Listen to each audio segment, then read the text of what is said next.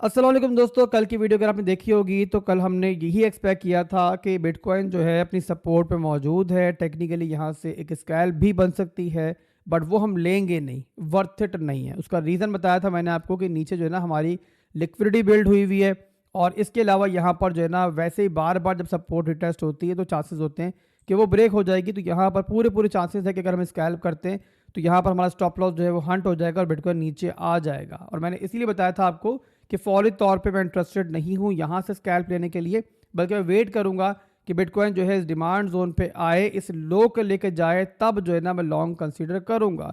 तो जैसा हमने एक्सपेक्ट किया था टेक्निकली, और जो हमारे चार्ट्स हमें दिखा रहे थे कल के दिन के अंदर शॉर्ट टर्म का सिनेरियो, वही हो रहा है। अब यहाँ पर टेक्निकल रीजंस तो कल की वीडियो में डिस्कस हमने कर लिए थे, आसार हमें दिखना स्टार्ट हो चुके थे, बट आज के दिन के अंदर जो है ना एक फंडामेंटल रीज़न भी था जिसकी वजह से बहुत स्पीड के साथ जो है बिटकॉइन यहाँ पर आया है। और आपके सामने है कि यहाँ पे कुछ कैंडल्स के अंदर ही बिटकॉइन को हम यहाँ पे आता हुआ देख रहे हैं। अब वो क्या रीज़न है, पहले हम वो डिस्कस करते हैं, फिर दोबारा बिटकॉइन के चार्ट पे आएंगे और टेक्निकली देखेंगे बिटकॉइन कहाँ पे जा रहा है और ओल्ड कॉइन्स कहाँ पे जा रहे हैं, सारी चीज़ें डिस्कस करेंगे। बट पहले हम वो रीज़न देख लें जिसने बिटकॉइन को बहुत स्पीड से इस रेंज तक पहुँचाया है। तो रीज़न मेरे भाइयों ये था, डोनाल्ड ट्रंप ने आज एक और बयान दिया और उसने ये कहा कि कनाडा पे, मेक्सिको पे जो टैरिफ वो नाफिज करने जा रहा था, जिसको उसने पोस्टपोन्ड किया था इन ममालिक से बातचीत के बाद, वो सिर्फ पोस्टपोन्ड हुआ था, ख़त्म नहीं हुआ था, और वो उनके शेड्यूल में शामिल है और आगे चल के वो नाफिज करेंगे। अब इस तरीके से जब किसी भी मुल्क के ऊपर आप टैरिफ नाफिज करते हो, ज़ाहिर है वो भी नहीं रुकेगा और वो भी जवाबन जो है यूएसए पर टैरिफ नाफिज करेगा। तो इस तरीके से पूरी की पूरी जो है ना एक जंग स्टार्ट हो जाती है ममालिक के दरमियान, जो कि जाहिर सी बात है मार्केट की स्टेबिलिटी के लिए अच्छी नहीं होती। और सिर्फ क्रिप्टो मार्केट नहीं, बल्कि इसके नतीजे में तमाम फाइनेंशियल मार्केट जो है इस टाइम डंप कर रही हैं। तो यहाँ पे हम कह सकते हैं कि जिस बंदे ने मार्केट को पंप करवाया था, आज वही बंदा जो है दोबारा मार्केट को डंप करवाने के दर पे है। तो बहरहाल ये सिचुएशन बनी मार्केट के अंदर, ये बड़ा फंडामेंटल रीज़न बना जिसकी वजह से जो चार्ट्स पे हमें कल दिख रहा था वो अब हमें होता हुआ दिख रहा है और बिटकॉइन यहाँ पे 88,000 पे पहुँच चुका है। इसके अलावा crypto fair and greed index को अगर आप देखो तो वहाँ पर भी दिख रहा होगा आपको कि मार्केट जो है अब एक्सट्रीम फेयर में पहुँच चुकी है। लास्ट मंथ में देख लो 73 पर थी, लास्ट वीक में देखो 47 पे थी, यानी कि सेंटिमेंट जो है लास्ट वीक तक भी न्यूट्रल थे और लास्ट मंथ के अंदर ग्रीड के अंदर थे। इसके अलावा कल तक भी सेंटिमेंट जो है वो न्यूट्रल ही थे। और आज देखो मार्केट को तो फेयर में नहीं है, एक्सट्रीम फेयर में चल रही है मार्केट।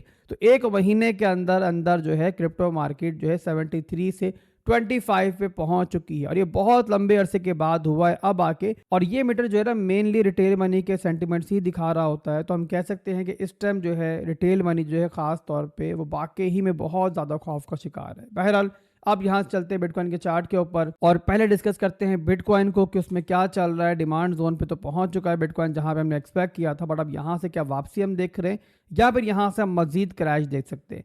अब बिटकॉइन का डेली का चार्ट मैंने ओपन किया हुआ है। डेली के अंदर आपको दिख रहा होगा कि एक पैटर्न के अंदर बिटकॉइन बहुत लंबे अरसे से मूव कर रहा था। ये आपके सामने है, ऊपर रेजिस्टेंस लेवल है, ट्रेंड लाइन का एक रेजिस्टेंस है, इसके नीचे आप देखो तो ये ट्रेंड लाइन की सपोर्ट है। अब इस ट्रेंड लाइन की सपोर्ट से बिटकॉइन को हर बार जो है रिस्पेक्ट मिल रही थी। यहाँ पे देख लो, यहाँ पे देख लो, इसके बाद बिटकॉइन 89,000 तक भी गया, बट उसके बावजूद जो है ना दोबारा क्लोजिंग उसने इस पैटर्न के अंदर कर ली। ये पहली बार हुआ है कि बिटकॉइन नीचे गया है और इसने जो है ना इस पैटर्न के नीचे क्लोजिंग कर ली है, इस ट्रेंड लाइन से नीचे क्लोजिंग कर ली है। और इसी वजह से बिटकॉइन काफ़ी स्पीड से अब जो है ना हमें 88,000 इवन उससे नीचे भी अब दिख रहा है। तो ओवरऑल जो है ना ये पूरा का पूरा जो पैटर्न था ना, ये यहाँ पर जो है ब्रेक डाउन कर चुका है।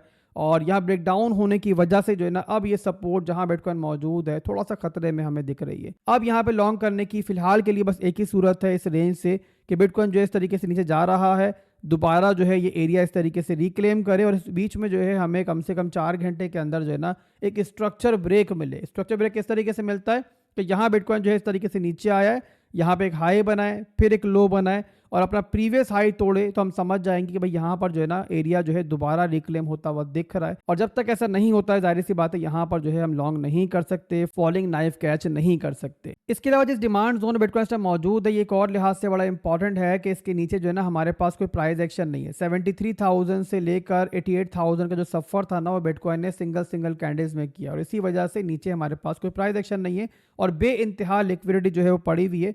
तो in case, in worst case, अगर बिटकॉइन इस डिमांड जोन को लूज करेगा तो इसका मतलब ये होगा कि नीचे फेयर वैल्यू गैप और सीएमई गैप जो पड़ा हुआ है अनफिल्ड वो भी खतरे में आ जाएगा।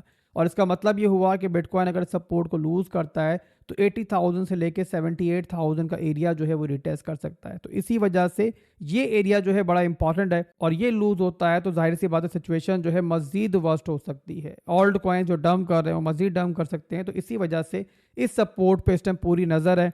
और यहाँ बताया जैसे कि मैंने कि लॉन्ग करने के लिए मुझे स्ट्रेंथ चाहिए इस तरीके से, अदरवाइज़ जो है ना फिर नीचे के लेवल्स पे हम देखेंगे। और यहाँ फिलहाल के लिए ब्लाइंडली मैं लॉन्ग करना नहीं चाह रहा हूँ। तो ये फिलहाल बिटकॉइन का सिनेरियो मार्केट पे पूरी तरीके से मेरी नज़र है। इंशाल्लाह जो भी सिचुएशन बनती है मैं गाइड करता रहूँगा साथ के साथ आपको। आप फॉलो मुझे करते रहो और चैनल सब्सक्राइब कर लो नहीं किया हुआ। इसके अलावा टेलीग्राम का पब्लिक लिंक मौजूद है वीडियो की डिस्क्रिप्शन में, वो भी लाजमी ज्वाइन करो ताकि कोई अपडेट हो तो वहाँ मैं आपको फौरी तौर पे दे दूँ। इसके बाद देखते हैं हम लोग बिटकॉइन डोमिनेंस को भी कि बिटकॉइन डोमिनेंस में क्या चल रहा है। तो यहाँ बिटकॉइन डोमिनेंस चार्ट मैंने ओपन कर लिया है। डोमिनेंस के बारे में जानते हैं आप लोग। डोमिनेंस पम्प करेगी तो ऑल्ट कॉइन्स डंप करेंगे, और डोमिनेंस बिटकॉइन की डंप करेगी तो ऑल्ट कॉइन्स पम्प करेंगे। तो इस वक्त जो है डोमिनेंस आज के दिन के अंदर जो है हमें फिलहाल जो है पम्प करती हुई दिख रही है। और यहाँ हमें दिख रहा है कि डोमिनेंस ने 60% से 2 दिनों के दरमियान जो है जंप लिया है, और 62% के आसपास इस टाइम डोमिनेंस घूम रही है। अब यहाँ पे डोमिनेंस पंप तो कर रही है, बट यहाँ पर एक और चीज़ भी जहन में रखो कि डोमिनेंस जिस रेंज में मौजूद है ना, ये वीकली के अंदर भी और डेली के अंदर भी एक रिजेक्शन एरिया ही है। आप देखो तो यहाँ पर हमें जो है एक ट्रेंड लाइन की रेजिस्टेंस मिल रही है। यहाँ पे देखो बार बार जो है डोमिनेंस आती है तो रिजेक्ट होती है। तो एज लॉन्ग एज डोमिनेंस जो है ना इस रेंज को तोड़ के इसके ऊपर क्लोजिंग नहीं कर लेती, हम यहाँ से एक्सपेक्ट कर सकते हैं कि डोमिनेंस जो है इस रेंज से दोबारा रिजेक्शन लेगी। और रिजेक्शन लेने का मतलब ये है कि ऑल्ट कॉइन्स के अंदर शॉर्ट टर्म के अंदर एक अच्छा मूव आए। अब जाहिर सी बात है डोमिनेंस अगर पंप करके इस रेंज तक आती है तो बिटकॉइन के साथ ऑल्ट कॉइन्स भी ब्लीड करेंगे, शॉर्ट टर्म के अंदर नीचे आएंगे। बट जहाँ से बिटकॉइन फिर फ्लोर लेगा, वापसी लेगा, वहाँ से ऑल्ट कॉइन्स भी वापसी लेंगे। तो ये ओवरऑल सिचुएशन बन रही है बिटकॉइन डोमिनेंस की, और ये भी आप लोगों ने नज़र में रखनी है। और कमिंग डेज के अंदर जो है ना काफ़ी इंपॉर्टेंट रहेगी बिटकॉइन की डोमिनेंस। इसके बाद चलते हैं दोस्तों हम लोग इथीरियम की तरफ, और उसको भी देख लेते हैं कि उसके अंदर क्या चल रहा है। अब इथीरियम का चार्ट डेली मेरे सामने ओपन है। कल भी हमने डिस्कस किया था इथीरियम को, और यही डिस्कस किया था कि फौरी तौर पर नई एंट्री नहीं बन रही है। इथीरियम अपने रेजिस्टेंस एरिया के ऊपर मौजूद है, और या तो इस एरिया को ब्रेक करे इस तरीके से, दोबारा रिटेस्ट करे तो लॉन्ग कर सकते हैं, एंट्री ले सकते हैं। अदरवाइज जो है फौरी तौर पर एंट्री नहीं बनती है, और हमें जो है ना डिमांड जोन का वेट करना पड़ेगा।